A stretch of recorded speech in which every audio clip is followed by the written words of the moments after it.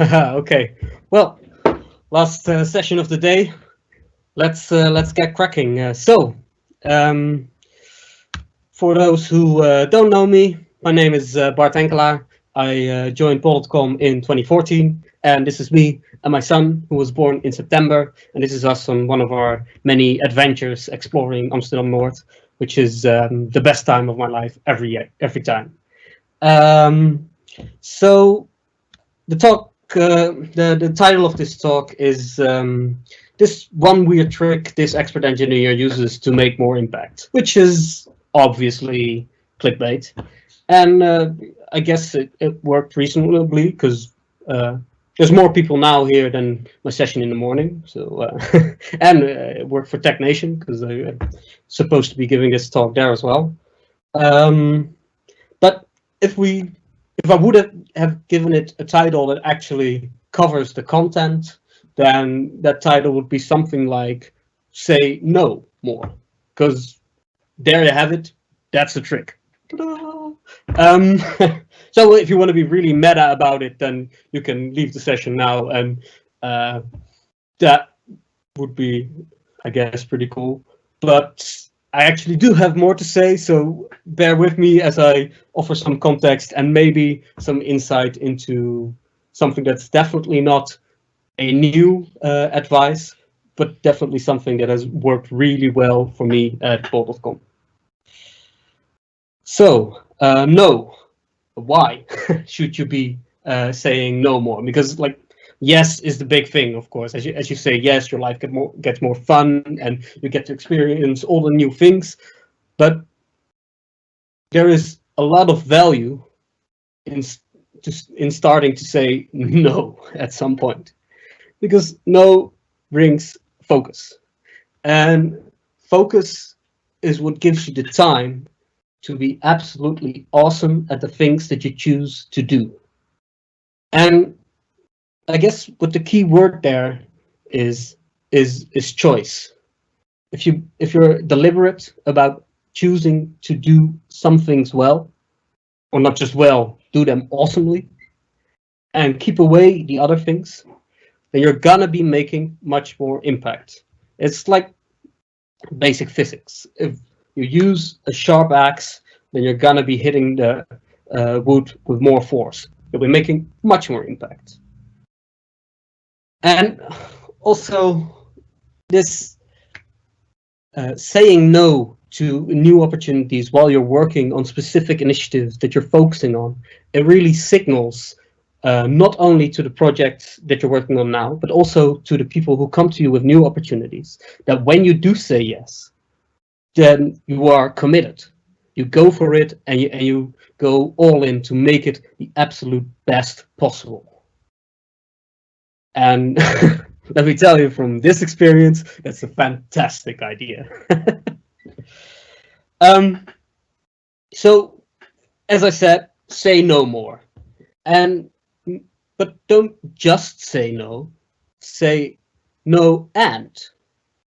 Because when you say no to an opportunity, that opportunity is somebody else's need. And the fact that somebody else brought that need to you and turned it into your opportunity, that's a direct extension of your privilege, of the way you've been able to work hard at the current place, of the way you've been able to gather respect, and of the way you've been able to make yourself visible through the context around you.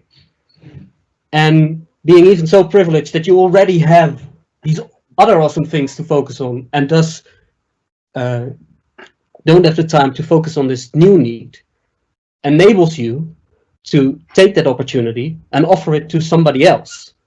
And when you do that's good for you in all kinds of ways, because not only will you then be disappointing the person that has the need less, you will also be making sure that that need that is there is fulfilled in a way that you know is awesome, because the person that you'll suggest for it is someone you know who will be awesome at that.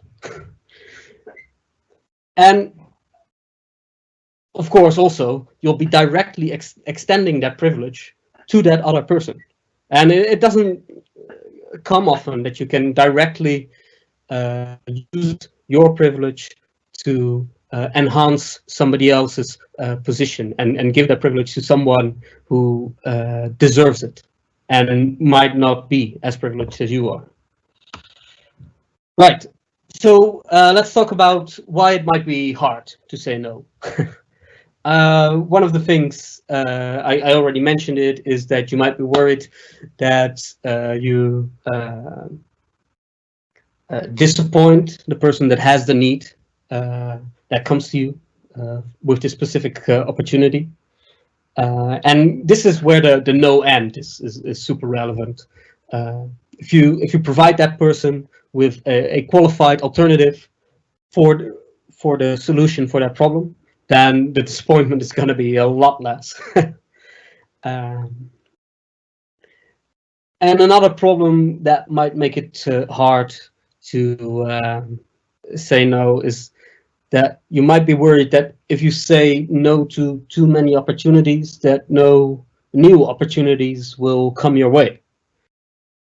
And this is why it's important to communicate clearly about why you're saying no. Don't just say, "Oh, I don't have the time," but say, these months I'm focusing on this and this and this, and I'm gonna do that absolutely epically. So I don't have the time to do this, but this person I think will be really good at it. Oh, and one more thing: if you do, of course, suggest an alternative, then make sure that you check it with the person that you're gonna be handing that alternative to. Because, like, if it's offline asynchronous communication, then of course you can check it before you suggest them. But if it's live, then at least let them know that you have suggested them for that position opportunity. And so, sorry, I was talking about, being afraid that you will not be suggested. So communication is key there. And on a side note, this is the Mars Opportunity Rover. If you talk about being awesome, this rover does it. Its planned operational life was 3 months, and its actual operational life was 14 years. So what? We should all be so lucky. So the thing we were talking about is why it might be hard to say no. Like the last reason why it might be hard to say no is opportunity cost. Like if you focus on A, you will not be doing C and D. And a big part of me of not worrying about that for my personal choice, it's definitely something that's important to consider for like product choices. But for my personal choices, I don't worry about it because I know we have so many awesome people at Bolt.com. So I know that things will be done well. And also I do this like mental trick where I take the values of the initiative that I say no to, and then I kind of mentally add that to the value of the things that I say yes to. So instead of being discouraged by the things I don't do, I use them to enhance my enthusiasm about the things that I do and make sure that it drives me to bring all that extra value in this specific focus area. So there's no real, like, this is not the way the world works. It's just a mental trick I do that helps me feel good about my choices. Use it if you want. So what should you be saying yes to? Because of course you can't go around saying no to everything because we need impact. And of course, it's absolutely fine to just say yes to the things you're doing right now. Like the people at Ball.com, we're all doing awesome, relevant stuff in relevant projects. So saying, no, I don't need new opportunity because I'm already focusing on doing my job the best in the current team I'm in, that is epic. use that to empower the work you do right now and be awesome. But if you feel like you're not really in the place that you want to be professionally, or you feel like you could use a change, you're stuck in a rut, then it might be a good time to find some new opportunity. And so if you want to do that, I would say find the thing that excites you most in the technical area, and make sure that is what you find your opportunities in. And if you're like me and what excites you most is basically everything, then you may want to try scratching your own itch. Like if there's a big opportunity in an initiative where you have lots of problems with, then if you move into that initiative, then you're already coming from a place of increased understanding, because you've suffered from the problem that this initiative is trying to resolve, and that's going to set you up for more success in that initiative. Also, if there's like an opportunity that's not exactly aligned with something you do, but it's kind of in the same direction, then it might be good to feed two birds with one stone, as the saying goes, and see if you can align those opportunities in such a way that you'll bring value to both. So then you kind of make two opportunities your one opportunity, and that could be mutually enhancing. But to me, I found that I get the most satisfaction and the most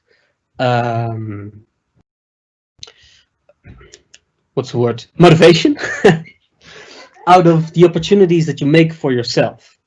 And I have to prefix this next section with like a big disclaimer, and because I know that I'm coming from an area of extreme privilege, so this may not work for everyone as well as it worked for me. But the way I've made opportunity for myself at Bol.com is find something that I find important, that excites me, that I want to be working on every day, that I want to be making better every day, and then just start sharing that with the people around me. Tell my manager about it, tell your manager about it, tell your colleagues about it, tell your spouse about it, tell the people who are doing the work that you want to be doing right now about that. Because if you do that, then you're creating a positive feedback loop around you from people that are invested in seeing you reach your ambition.